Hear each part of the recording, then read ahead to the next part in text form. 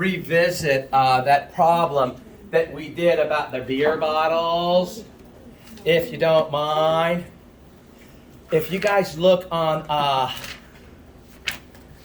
what was that page? That page was, what was that page?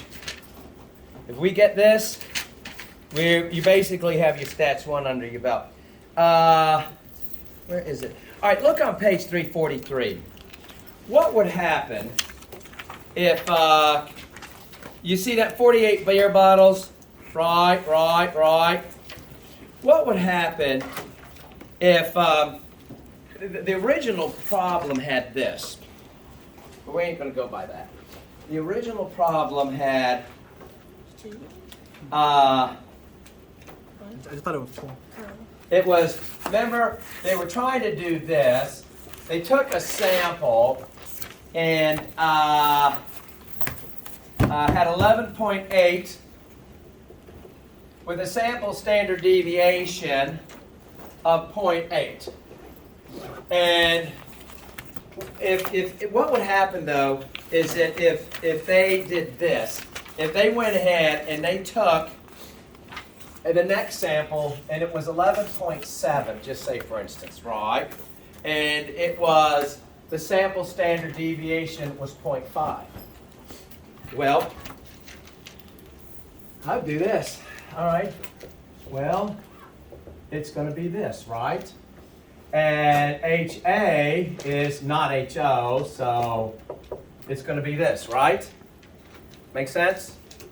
Now, if we did the T, all right, now let's look at the critical value of T.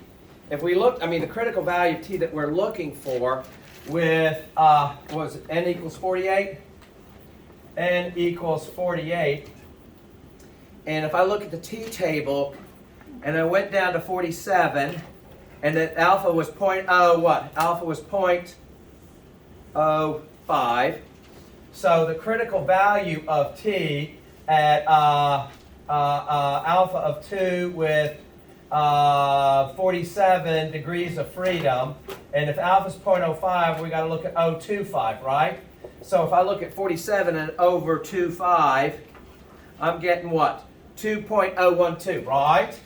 2.012. Now if I drew this like this, and this is 2.012 negative, and this is 2.012 positive, and if I calculate the T, well, the T equals x bar minus mu over this, right? And this is 11.7 over 0.5 over the square root of 48, and that equals 11.7 minus 12. That's 0.3 over 0.5. What's square root of 48? 6 times 6 is 36. 7 times 7 is 49. 6 point what? What's square root of 48? 6.92. 6.92. So it is 6.92. Guys, what is 0.5 divided by 6.92? Get used to running your calculator, guys. 6.92. Yeah, 0.5 divided by 6.92. 0.07. 0.07. Now, what is 0.3 divided by 0.07? 4.28. Huh? 4.28. Now, look at this. 4.28, that's minus 4.28. Minus 4.28, you're in the rejection region, right? Do you see? Now you got significance. Now you can say, now why is it? Well, look at this. You took another sample, right? And do you see how that is off by more than this? But even more so, look at your standard deviation. Your standard deviation is less, and when you plug that in, you get minus 4.28. Now you're in the rejection region. Get it? Now, look at this.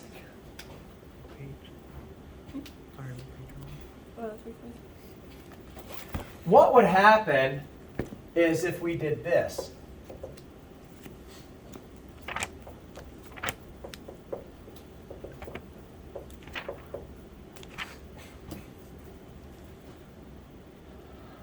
See here, you're checking to see if the bottles are being filled 12 ounces, right? And here, you didn't know if the bottles are being filled more or not filled enough, right? But what would happen if saying, well, I'm kind of thinking those bottles are not being filled enough. Well, okay, you're saying that they got 12 more ounces in them. Here, you're going to say they have less than 12 ounces in them. Well, same thing, the critical value of T, but 0.05. Here we're going to look at 0.05 instead of divided by 2, since it's one directional. See, to draw you a picture, we're just seeing if it's less. So if I look at 0.05 at 40-something degrees of freedom, 47 degrees of freedom, and if I look at 0.05, 1.678. 1.678. 1.678 minus. I don't need to calculate this T because the critical value of T is still the same. Do you see what happens is the critical value of T, because we didn't know if it was too much or not enough, we're shooting in the dark. See? It's a two-tailed T test. But now if we wanted to test to say, can we test to see if they're underfilled? Look at this. This is not as much. The bar is lowered here, and you clearly blow it out 4.28. Do you see that, guys? Do you get that? See? All right? Two-tailed T test, you have to take your alpha and divide by 2. So it goes out. If it's one direction or one-tailed T test, hey guys, let's look at it this way.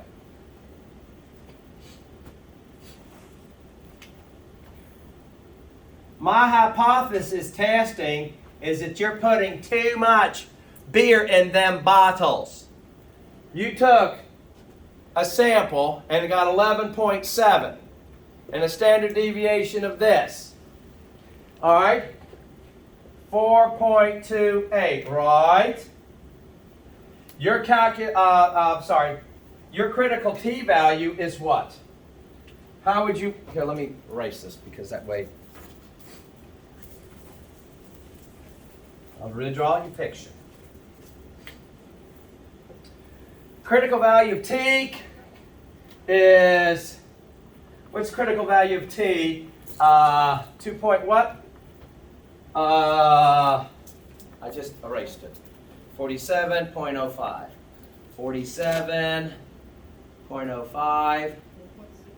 1.678. 1.678. Okay, let's look at this now. This is 12, which is 0 degrees standard deviations from the supposed mean, right? If I calculate my T value, I get this.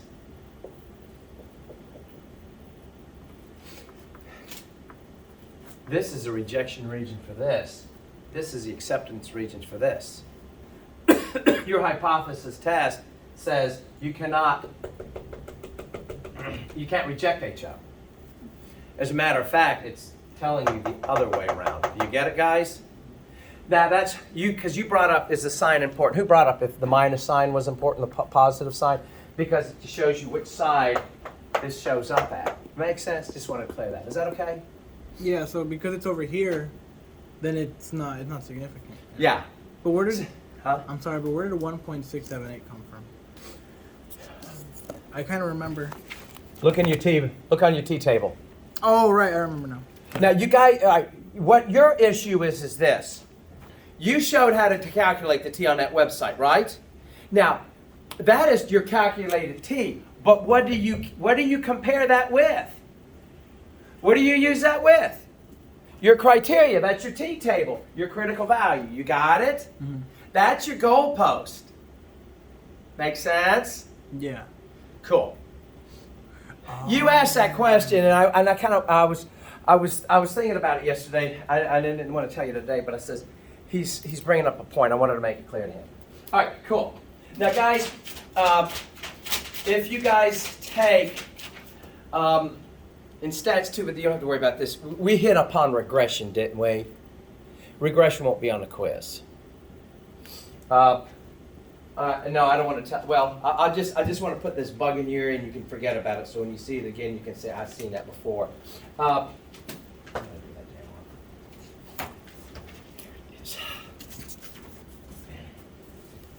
I just want to do a couple more, and I'll go over the quiz. Let you guys go and see who brought me cans for PTK. We got 45 families. Wait, so is the grocery store plan a good idea or no? Huh? Is the grocery store plan a good idea or no? What you about the turkeys? Yeah, we give them out to whoever has EBT or not. Yeah, talk to me about it. Now, you see, talk to me about that at class. Yeah, I'll show you. All right. See this? Mm. You kind of see a trend there? Yes. Now, if you could draw a line that would fit all of these dots, you can't fit all of the dots, but if you could make it so that the overall distance between all these dots is minimized and you get a line, you're going to get this. See? Now, y'all remember slope, intercept of a line? All right, that's the intercept, right? That's the slope. Do you remember this? No, that's too hard. That's the slope of the line. That's where it crosses. Well, what happens, we're going to rewrite and you'll see why. See? Well, this is the slope. What it is, we swapped this around. We said, and we renamed this BO and we renamed this B1. And you can find that equation, and how you do it through ordinary least squares regression. Excel does this. Ordinary least squares a regression will do this. It will show you how much variance is accounted for and what your best fit is. It will show you that this was the predicted, this was the actual. This was the predicted, this was the actual. This was the predicted, this was the actual. This was the predicted, that was the actual. Predicted, actual.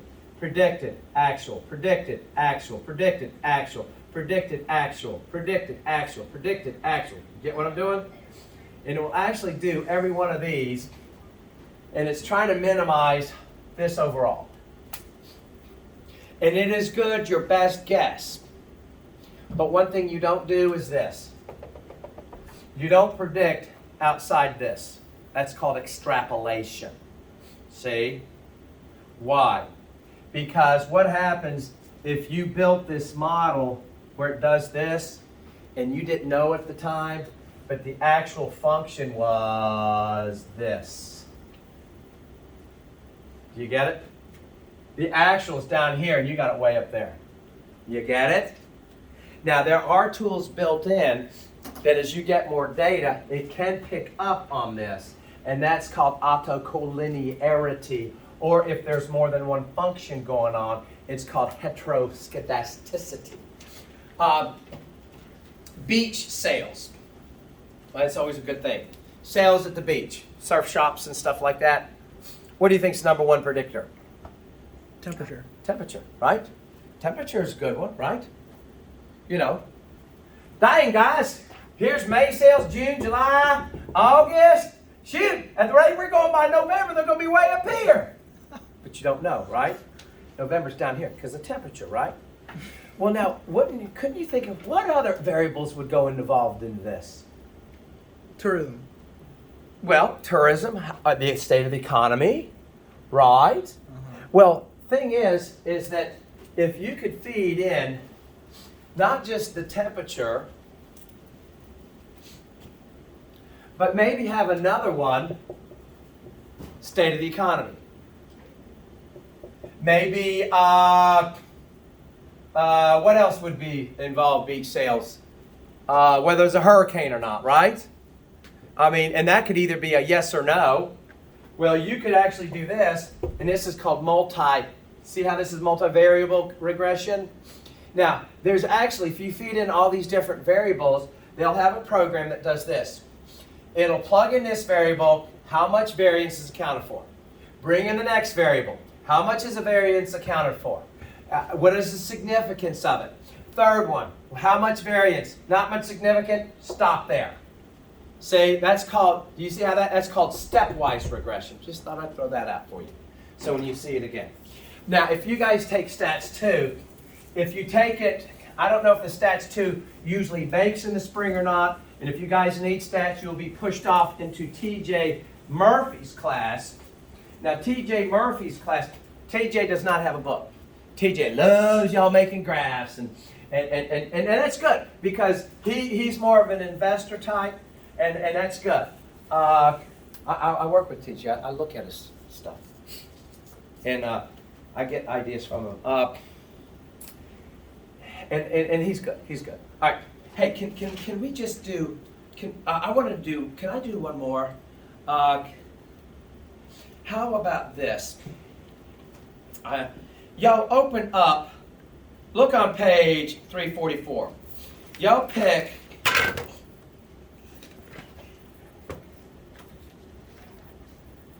$49, and then y'all tell me if y'all want me to do 50. We're just going to do 50 today, right? Yeah. All right. All right, that uses a 5 mile per gallon. Okay, we can do that. We can do that. We can do that. Did you forget something? No, I was looking for Leah answer.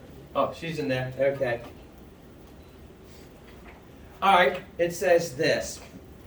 It says, we're going to go to a file, and a study found that consumers are making average monthly debt payments of $983. Phew. According to Experian.com. The data accompanying this exercise shows the average debt payment in dollars for 26 metropolitan areas, a portion of which is shown in the following table. Okay. All right.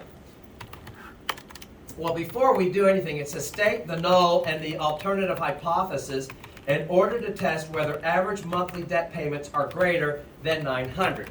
Well, what is your first step? They're saying are greater than 900. Okay. You want to test to see if they're making more than $900. Well, your null is they're making $900 or less, right? Your alternative is that, right? All right, so we've got to find this. Look what I'm going to do here. Now, folks, when you guys, and I was telling this, is that with computers more and more, people are getting databases, and we're just getting all these kind of computer database stuff, just full of data. And you ever heard of the term data mining?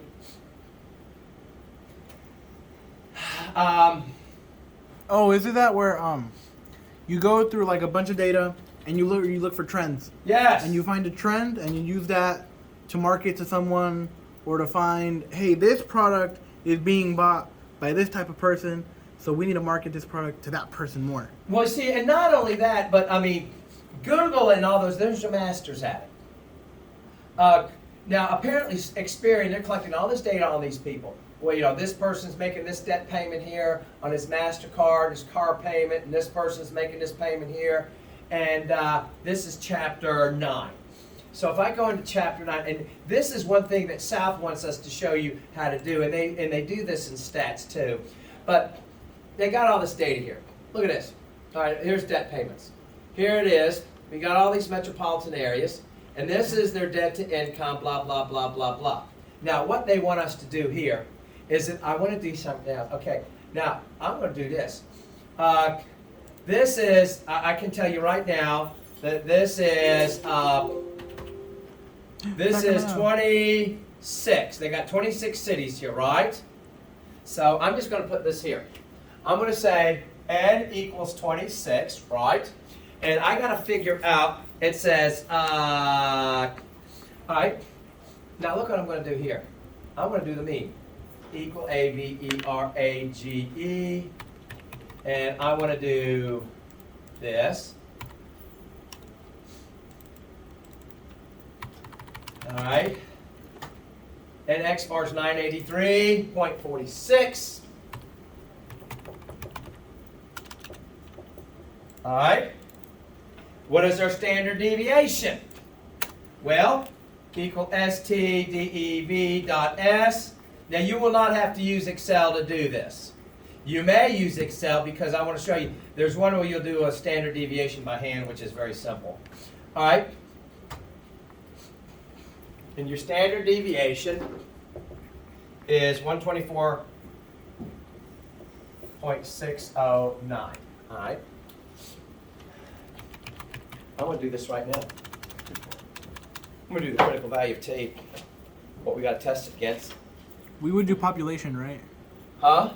Standard deviation of the population, right? You don't have a standard deviation. What's population standard? Were you given the standard deviation population? No, but 124, isn't that the standard deviation?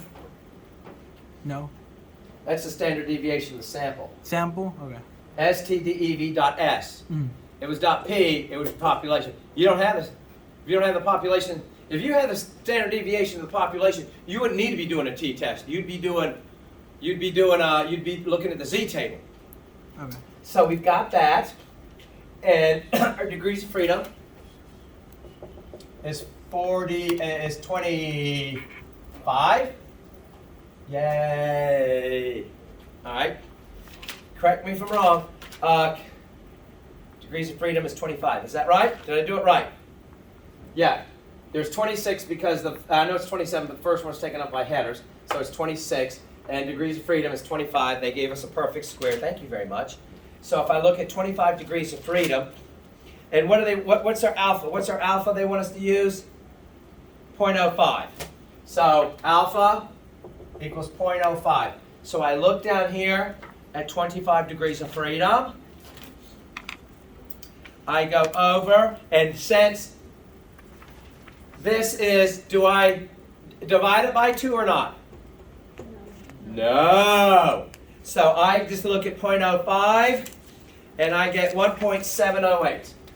Critical value of T, right, at 0.05 and 25 degrees of freedom is, once again, what is it? 1.708. T equals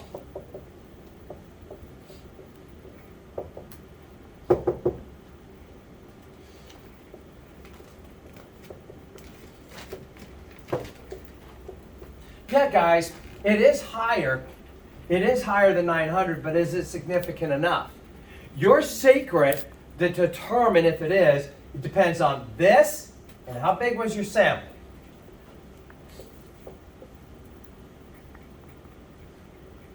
.60, right? Can I say 61? 61 divided by 5.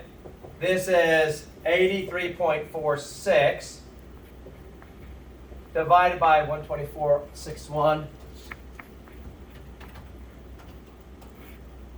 equal, stop it, sorry, equal 83.46, 83.46 slash, oh, let me do this first. I want to do the 124.61 equal 124.61 divided by 5 equals 24.92. 24.92. And equal 83.46 slash 24.92. I get, holy cow, is that right? Did I do that right? No. There's no way.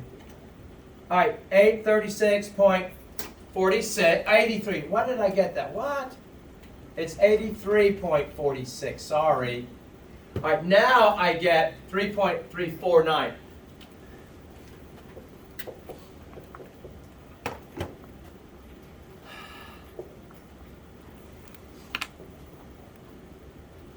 What do you do right now? What do you do with those numbers? Hold on. Oh, I know this. You use this. You compare it. You compare it to your critical value, or do you compare the critical value to it? Which one goes on the graph? And wait, the one that says your tails is 3.3, right? That's your tail, right? No. Your critical value says your tails. And then you check to see if that one is significant. Where does 3.349 go into? All the way over there. The answer is hell. Reject. Reject this. See? Can you see that? Do you get it? Your critical value is your criteria. Uh-huh. That's your criteria. You calculate this and compare it to your criteria. What's that number called? Your answer. Your computed, your test statistic. Okay. Your test statistic. This is what you showed us. You gave us the webpage on how to find this, remember? I did, but I was confused how it all what it all meant. But now I Yeah. get it. Say. Took me long enough. Now I will tell you, without having to use Excel, how can I find like an estimated p-value for this? Well, if I look at 3.349 at that many degrees of freedom, and I look at 25, you can see that I can keep going 2.485, 2.787, and I can say p-value is less than 0.0005. Do you get that? Because the highest number was 2.787. Hell, you got 3.349. Yes, sir. Can you repeat what you just said about how to find The p-value. Find the value. Yeah. You're going to do it. You're looking at that t-table? If I had a computed value of t, my test statistic was 1.708 exactly. Look up top. What is that number up top?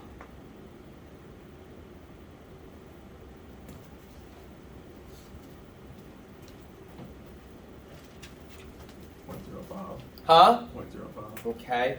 Now what happens if my test statistic that I computed this, okay, and it was 2.060?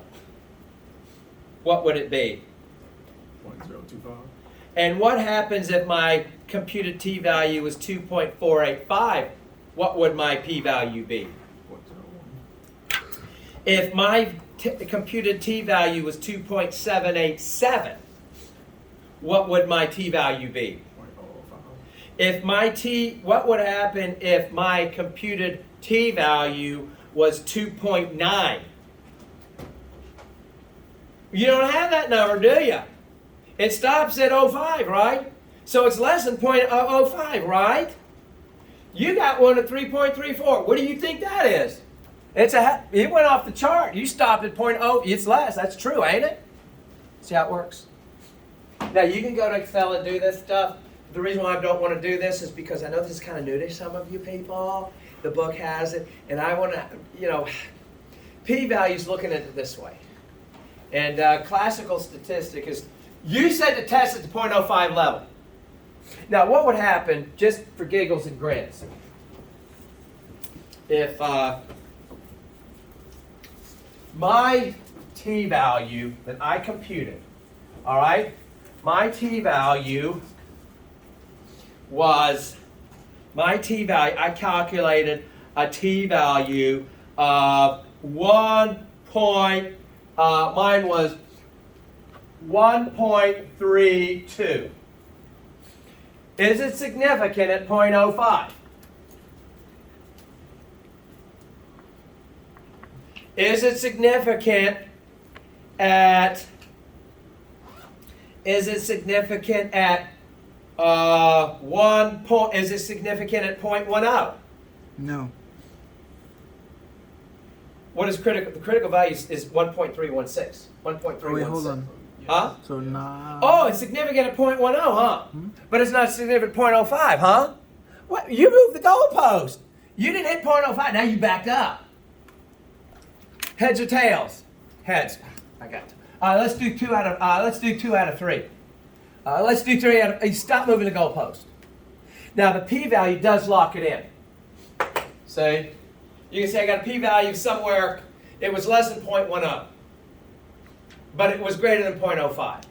Remember, 0.10 means there is some significance. 0.05 is there is proportional, there's significance. 0.01 is like, we got something going on here. See, you say? Now, based on this original problem is, guess what, dude? You are saying that they're saying that somebody that they're paying more than $900 in debt service. Now, guys, just between you and me, the gate post, get out of debt. Do not do debt. All right? I know. You see those pretty Visa card commercials, don't you? Do not. Remember, banks want to do what? And keep you in debt. Because why? What? I just saw an advertisement earlier for a credit card. Uh-huh. You know what one of the features for the credit card was? What? That it was metal. I know. Exact what? You're supposed to worry about the interest rate, You're cash getting it. back. No, Most people don't. No, what do they care about? It's a metal card. It's Yes. a metal card. Well, First Alabama Bank, well, it's Regions now. They had it where, like, get a credit card with your favorite team on it, Alabama or Auburn. It shows them, and it's like the merchants don't give a crap. The only person that cares is you. So you flip out that Alabama. Hell, here, put it on my card. Put it on my card. Guys, one thing that you see the model that bank's doing is this. If I can get you credit cards, I'm a bank.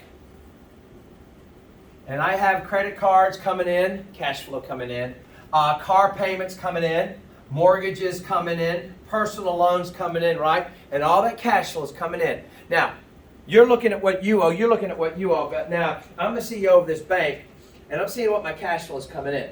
Got it? When it hits a certain point that I can come, then I can do that. What do? You invest it. Oh, hell no. You call up another bank and say, you want to buy me? Who used to bank at BBVA? You ever heard of BBVA Bank, right? Uh-huh. They got out by PNC. Mm-hmm. They got bought out by PNC. What they do is they churn it. They get up enough, they sell PNC just bought somebody else. it. PNC, Pittsburgh, it's Pittsburgh National Corporation. That's PNC Bank. They just bought somebody else out there. Yeah, that's the whole thing. See, Wells Fargo, actually, there was a bigger bank that bought Wells Fargo, but they kept their name because most people like Wells Fargo. And if you're a bank, if you do a bank, the banks look at you, and they look at you as either a debtor or a creditor. See, now, I'm going to use you as an example. She's got car payments, and she's one of our debtors. She's got a car payment, she's paying her mortgage, she's got a personal loan. See? Now, you, on the other hand, he's got certificates of deposit. See, he's a depositor in this bank. See how it works? You get the toaster for Christmas. You get a calendar telling us how much we appreciate your business. With all the dates marked when I gotta pay you. Yes. And like you say, credit card payments, guys, one of their biggest profit deal. What happens if you're late? They bump that interest rate. Not only do that, you know that $35 late fee? Oh, yeah. All right, what other business can just assess you for this, put it into the balance, and earn interest off of it? Isn't that cool? You're late. We add $35 to your balance, and we get to charge 18, 21, 24.99% interest off of it. Do you see how that works? See? When I was lucky to have this instructor, and I think I told you this, but in the Great White North, you know how hunters used to hunt for wolves and animals and stuff? They would take a knife and dip it in blood. I told you this, right? Did I tell y'all this?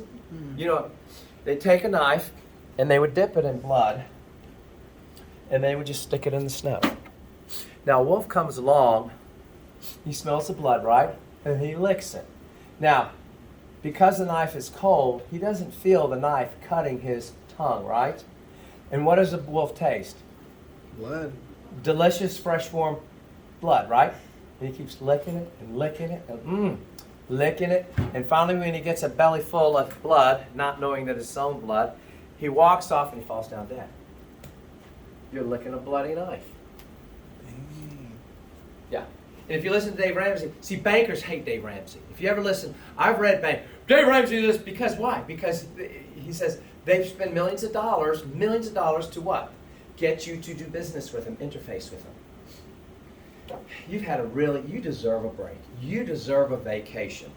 Here's a picture of a cruise to Acapulco. Let us finance your next thing. You deserve a brand new car. Say, yeah. Well, you see, Compass Bank, they one time had a picture, it was a springtime, and it had this picture of a pretty girl, she's in a Corvette, and her hair's blowing in the wind, and she's driving down the road. Come see us for your next car. Do you get it? All right, so just keep that in mind, guys. Yeah. All right, now, you kind of get t-tests, right? Now, guys, on the quiz, I have not finished making it now. Your quiz is originally settled. It's supposed to be Tuesday at 10:15. Now, if you want to come earlier, if you want to come Monday, you can. Is it open book? Is it open note? Open computer? Open anything? You got it? Open your phone. What would you? Yeah. Now, the first thing is, you'll be asked to draw a graph. All right. In other words, like if I said something like this, a qualitative variable, class A, B, and C is measured for 10 units, and I'll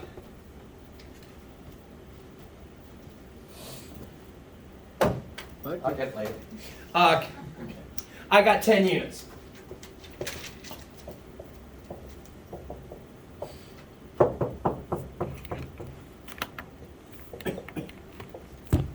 See, and it says, compute the frequency for each of the three letters. This is basically you would do, right?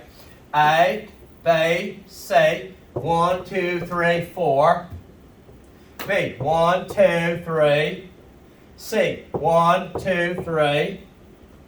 Total should be 10. The relative frequency is 40%, 30%, 30%, right? That's easy because it's 10. Now, if it was 25, you'd have to divide by, you know what I mean? Cumulative frequency, 40, 70, 10. If you had to graph it, what would you do? In a bar graph, you would do something like this. A, B, C, 10, 20, 30, 40, 50, 60, 70, 80, 90, 100. 1, 2, 3, 4.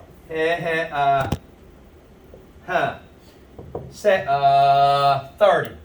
1, 2, 3. 1, 2, 3. Got it? If you had to do a pie chart, you can Excel. You know how to do this with Excel, don't you? But if you didn't know how to do it, you had to do it manually.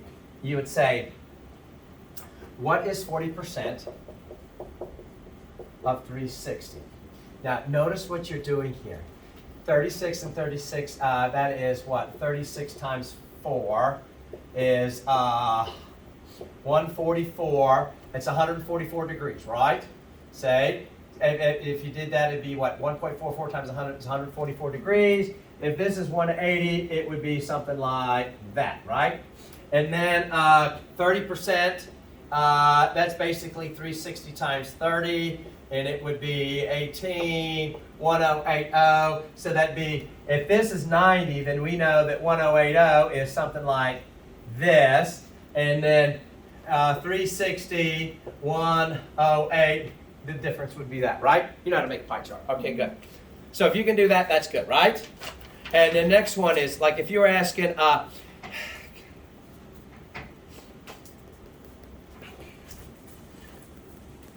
oh, by the way, I missed that last question. We did this. If you notice, what are the assumptions? See in that book where we just did without the debt payment? What does the next one say? 49. The one that we just did with the debt payment. On the debt payment, I missed that one. It says, state the null, we did that. What assumption regarding the population is necessary to implement this step? Normally distributed. Normally distributed. That is always assuming that, right? It's coming from a normal distribution. But you don't have to. Yes, you have to. No. What are the three assumptions you do? But what about the Central limit theorem. The central limit All right. theorem. Here it is with the central limit theorem. You're using central limit theorem because you're taking a sample. Uh-huh. And that sample, you know, the central limit theorem tells you this, is that that's using the standard error of the mean, yes. You will use that as if you're taking it from a sample. All right, now notice how that book tells you, the book is guiding you, compute the test statistic, look up the critical value, all right? So then it doesn't actually have to be. We just use that to make it to where it's normally Yes. distributed. Okay. One thing about inferential statistic, what are the three big assumptions you're making? That if you're making an inference, is that the sample is randomly distributed, right? It's coming from a normally distributed population, and the variance between the sample approximates the sample between the sample and the population, right? Those are the three big things. Well, what happens if the population is not normally distributed? Yes, the central limit theorem will save your butt. But here, we're using a small sample size. We do not know the sample standard deviation. We don't know the population standard deviation, right? So if we have to use the sample standard deviation and go to the t-table, we are assuming that it's coming from a normal distribution with somewhat normal standard deviation. Make sense? Now, guys, draw a normal distribution. What does that 0 mean? That's the mean. How many standard deviations is the mean from the mean? No, none. 0. We're standardizing it.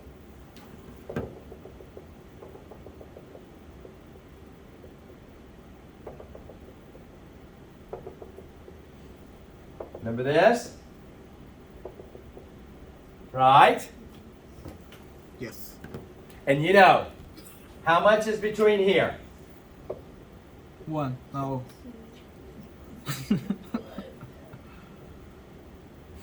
Right? Mm-hmm. You got it? Yes.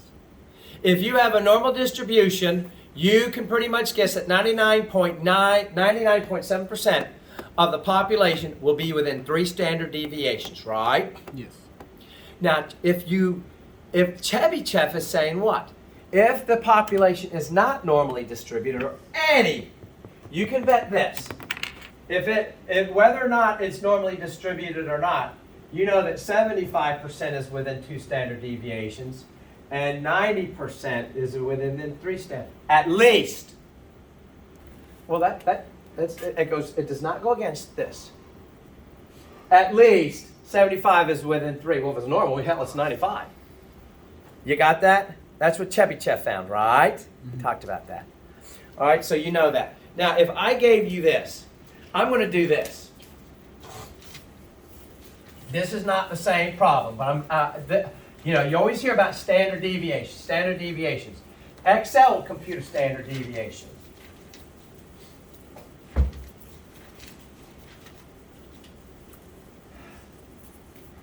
I got a sample of data, all right?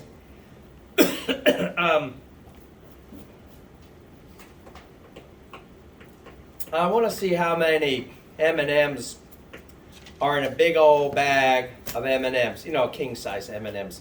So what I did was this. I took one bag, I found it was 82. Another bag was 80.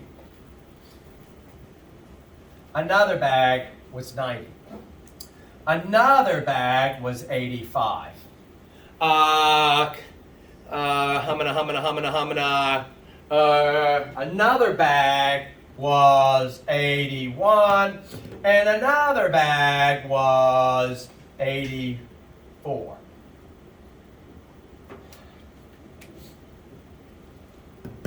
Based on that sample, how could I make an inference to all the bags of M&Ms that has ever been made by that factory, that lot, the population? Were all these bags made in one day? Yeah. Okay, the population will be M&Ms made in one day.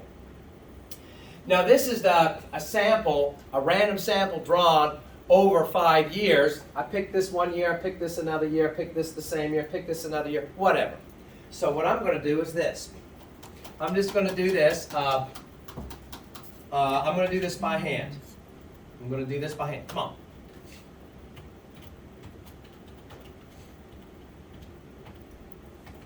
Is it cool if I upload this to YouTube? Huh? Is it cool if I upload this to YouTube? Is this on YouTube? No, would it be okay if I upload it to YouTube? This? What I'm doing? Yeah. You could, but it's going to be like, it's like, today I'd like to show you how to clean a tire with a toothbrush. No, because it's like it's gonna be a really long file to send. You know. You don't want to. Don't waste YouTube's disk space on me. So you know what I'm going to do? I'm going to do this, guys. I'm going to blow this up so you guys can see this in the back, you backbenchers. And I'm just going to do this. I'm going to say 82, 80, 90, 85, 81, 85, 81, 84. Now I want to find the average. Equal average of this, right? Equal average of this. And I got this. 83.6. God, why did I pick? Please, I don't want to sit here and do the math on this. Can I Change can it. I want to find a whole number. Yeah, and I mean, I could do that, but let's see. No. I just want to, I know I'm cheating. I know, but I just don't want to sit here and just crunch useless numbers just for the sake of crunching numbers. Huh? No, well, all right. Then guess what? I won't move the goalpost. All right. I'm gonna let it stick. I'm gonna stick with these numbers here. I'm gonna stick with them. All right. But now I'm gonna do this. I'm gonna do this. I'm not gonna sit here and do math on the board. I'll let Excel do that. 81. All right. Good. Now there it is. Right. There's my average. Now look what I'm gonna do here. This is X. Right.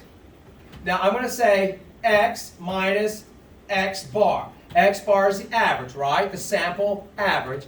And you can see, I'm going to say it is this minus, I'm going to zoom out so you can see what I'm doing. Oh, stop it. I'm going to zoom out so we can see the whole thing, what's going on. No. Whoa.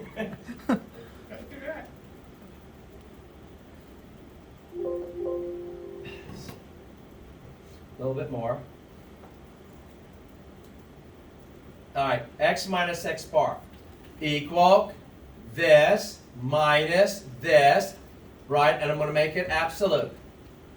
Now, when I copy this down, I got this, right? Each one I've subtracted from the mean. Now, you can bet dollars to donuts, if I add that up, that better be 0.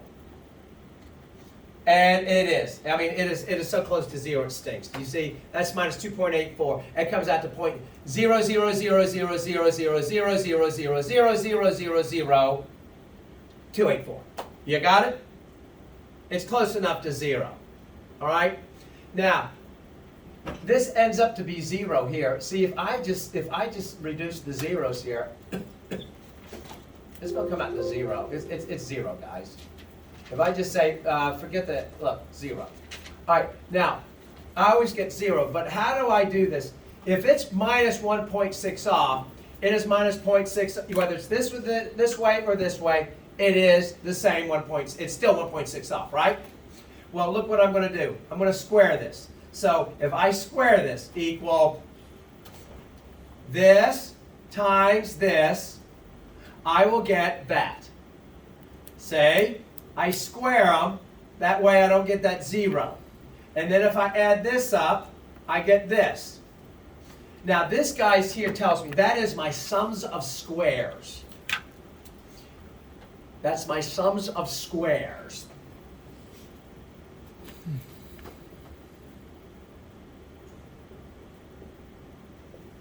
That's my sums of squares, right? Would you agree? Now, this is a sample, isn't it? So if I divide this, if I divide this by 1, 2, 3, 4, 5, I got 6, right? But I'm going to divide it by n minus 1, which is 5. I get my variance. If I squared that. Now this is a squared product. But if I take the square root of this back now, I go back and take the square root of it, equal SQRT of this number. That's my standard deviation. That is my standard deviation. Now, just to show you, you don't believe me, I went through all of this rigmarole when I can do STDEV.S, and I could have just said, Excel, would you please find the sample standard deviation of this? And Excel would say, yeah, it's 3.61478, and this is what I just computed. Do you get it? That's standard deviation. Now, if it was a standard deviation of the population, but since it's a standard deviation of a sample, got it? Now, this is what I can infer based on this.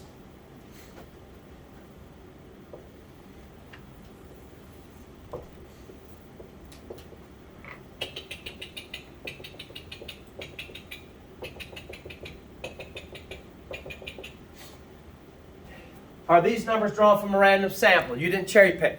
Check. Are we going to assume that the variance between the population equals the variance of the sample?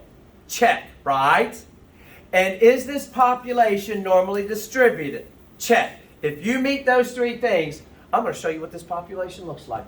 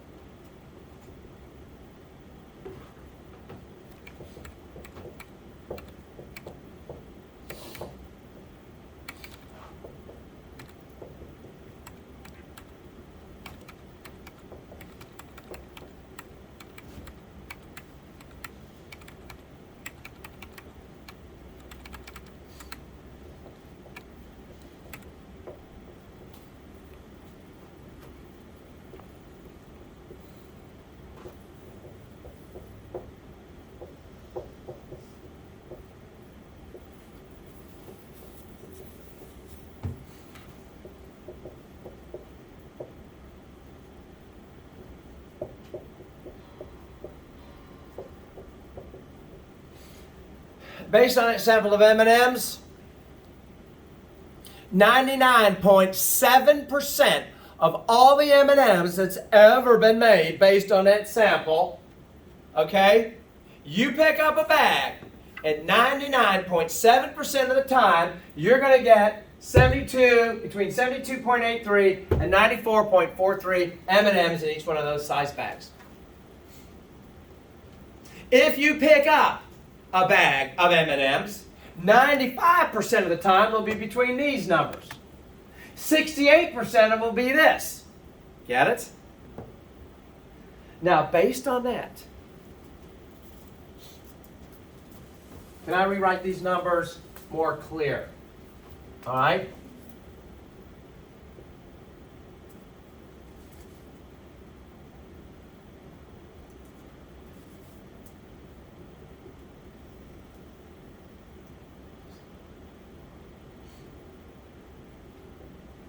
Okay.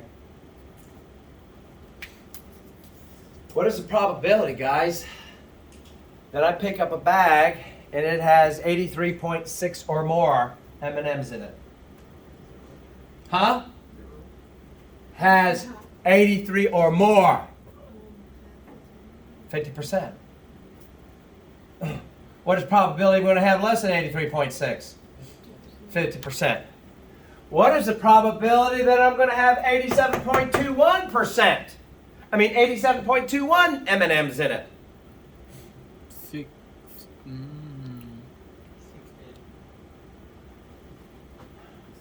This is 68. You're asking from here down.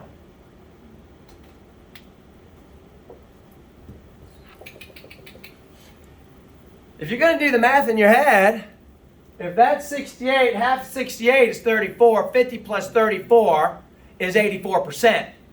If you can't do the math in your head, that's where you look back on Mr. T to Z table here and look at 1.0. Look at 1.0 right there in your book, and you're going to get 0.8413. That segues into how to read Z tables.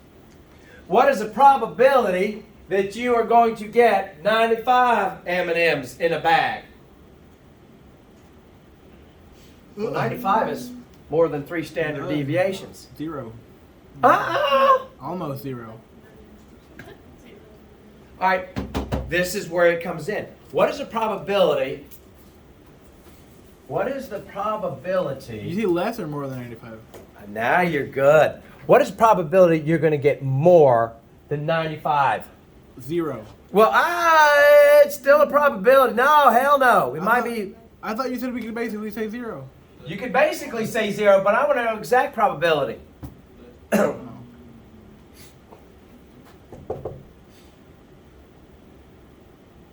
How many standard deviations is 95? To find that, what do? You take that and you subtract it from the mean, and then you divide by the standard deviation, which is 3.61. And then 95 minus 3.6 is what? 1. That's 1.4 divided by 3.61. 1.4 divided by 3.61. What is that? 1.4 divided by 3.61 equals, what is, 1.4.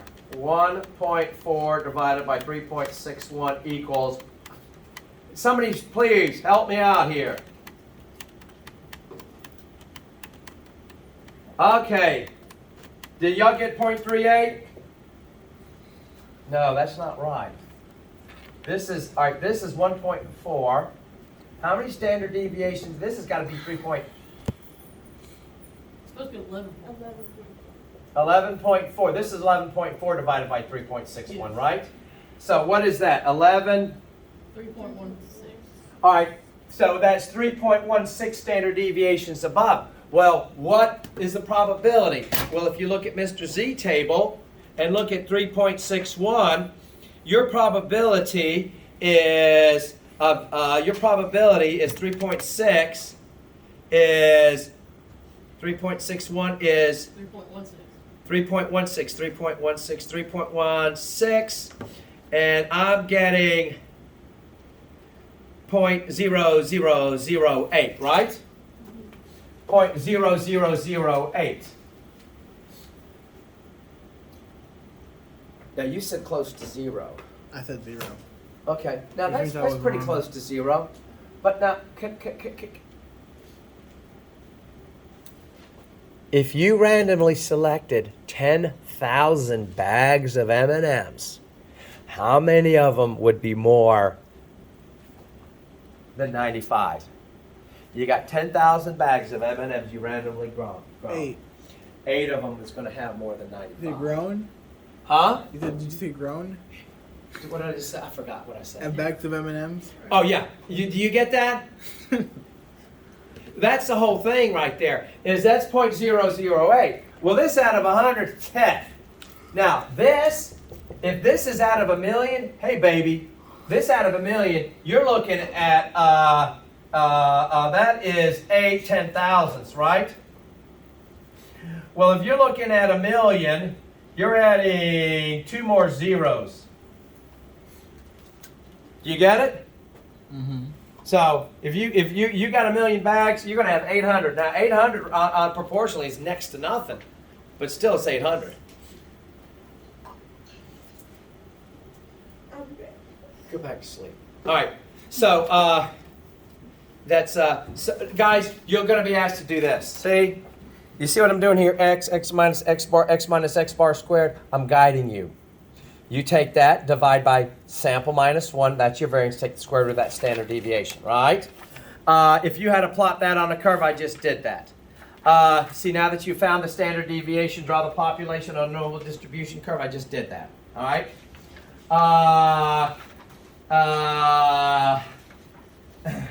Look up z-scores. Z-scores, see z-scores. What is the probability that x is less than or equal to -2? Can you read it on a t-table, right? Can you do that? Huh? Yeah. Can you? What about you, Elia? Can you do that? Okay. All right. I like this one. This is my favorite one. You know about the tires? You make so many tires. What's the probability to get this much tires out of it and stuff? Yeah. All right. You know how to do that. And then, what is the central limit theorem?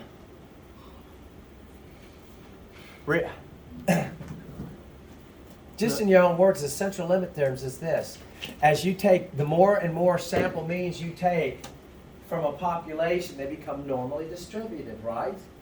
Because what happens is, guys, if you take a sample, all right, I take a sample mean, and there's my first sample mean. Is that the true mean? No. You can bet that it's not. But if I take another sample mean, and I take another sample mean, and I keep taking sample means, they're going to start approaching that, right? Uh-huh. So when I take a sample mean, guys, I take a sample, and this is my sample mean, you know damn well that there's an error in that, right? And the standard error of the mean is basically you adjust it by doing this, right? That's when we went from here to this. When we went from this to this, is this. What is the probability of blah, blah, blah, blah? Here. Based on a sample, blah, blah, blah. That. Got it? And then when we did not know that, the population standard deviation, we had to use this, right? But instead, we left the t-table and went to the t-table, right? All right, what is a type 1 error? Rejecting a true null. What is a type 2 error? Accepting a false null, right? The steps, it's in your book, guys. What are the steps for hypothesis testing? First step, state the null. State the alternative, right? You find out what the critical value of t by looking it up in the t-table. Then you compute your t statistic. Compare the computed t statistic to your critical value. See? Now other people say, look at your p-value. Oh, okay. Move your goalpost before you call a touchdown. All right, so you know that.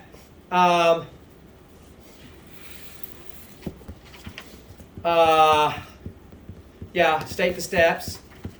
And basically that's it. And then you're going to have that problem that I just did. That we just did about the beer bottles. But I changed the numbers. And I said it was cola. Because I didn't want to have beer put on a test. Because I didn't want to inflame the sensitivities of some of these people. He's testing this on beer. What the hell are they doing? All right, it's cola. All right, guys. Any questions? Well, all right. Now, who brought me cans? Nobody brought me cans? You buzzards. Bring me cans. So.